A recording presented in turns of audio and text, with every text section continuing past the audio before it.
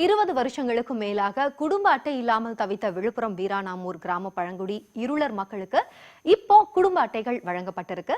இது ரிப்போர்ட்டர் 18 செய்தியின் எதிரொலியாக சாத்தியமானதாக அந்த பகுதி மக்கள் தெரிவிக்கிறாங்க. இது குறித்த ஒரு செய்தி தொகுப்பு.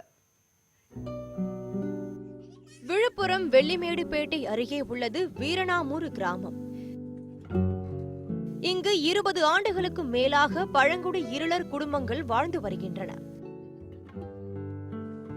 செங்கர் சூளை மற்றும் அரிசி ஆலைகளில் கொத்தடிமைகளாக இருந்தவர்களை மீட்ட அதிகாரிகள் அங்குள்ள ஏரிக்கரைகளில் தங்க வைத்தனர். ஆனால் கொத்தடிமை ஒழிப்புச் சட்டத்தின்படி செய்யப்பட வேண்டிய நிரந்தர குடியிருப்பு, குடும்ப அட்டை, ஜாதி சான்று உள்ளிட்ட எந்தவித அடிப்படை வசதிகளும் இல்லாமல் தவித்த இருளர் இன மக்களின் குமுறல்களை ரிப்போர்ட்டர் 18 நிகழ்ச்சியில் செய்தி தொகுப்பாக வெளியிட்டிருந்தோம். இதன் எதிரொலியாக 17 இருளர் குடும்பங்களுக்கு புதிதாக பொறுப்பேற்ற மாவட்ட ஆட்சியர் சுப்பிரமணியன் குடும்ப அட்டைகளை வழங்கியுள்ளார். 6வது வகுப்பு படிக்கும் போதே அவங்களுக்கு அந்த ஆண்டே சாதி சான்று கொடுத்துட்றாங்க. ஆனால் பழங்குடியினருக்கு மட்டும் அந்த மாதிரி வழங்கலை. அதனால் மாவட்ட ஆட்சியர் அவர்கள் விரைந்து நடவடிக்கை எடுத்து அந்த பழங்குடி இருளர்களுக்கு சாதி சான்றும் உரிய நேரத்தில் வழங்கினா அவங்களுடைய படிப்பு தொடர்ந்து படிப்பதற்கு அவங்களுக்கு ரொம்ப உதவியாக இருக்கும்.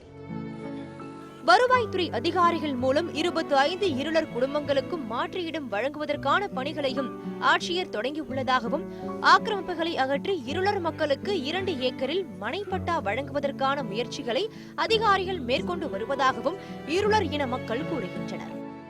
அதிகாரிகளிடம் பலமுறை மனு அளித்தும் நடவடிக்கை எடுக்காத நிலையில் இதுகுறித்து செய்தி வெளியிட்ட நியூஸ் 18 தொலைக்காட்சிக்கு இருளர் இன மக்கள் நன்றி தெரிவித்தனர்.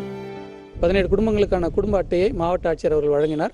இதேபோன்று விரைவில் இந்த வீட்டு மனையிலும் குடியிருப்புகளை கட்டி கொடுத்து ஒப்படைக்க வேண்டும் என்பதே மக்களின் எதிர்பார்ப்பாக உள்ளது. நியூஸ் 18 தமிழ்நாடு செய்திகளுக்காக முருகப்பன்.